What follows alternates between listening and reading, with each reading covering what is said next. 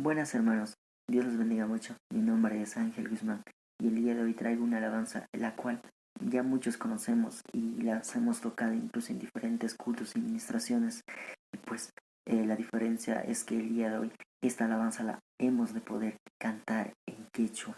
Y pues espero que a cada uno de nuestros hermanos les guste esta alabanza y pues sigamos así adelante adorando al Señor, porque así el día de hoy ha permitido que podamos subir este video, el cual yo considero que ha de ser de gran bendición para cada una de sus vidas.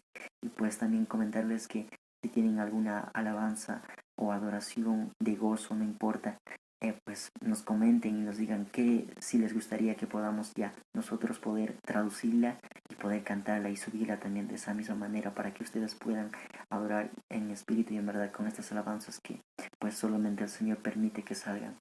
Y bueno, de esta manera vamos a continuar con lo que es este video y pues espero que les guste.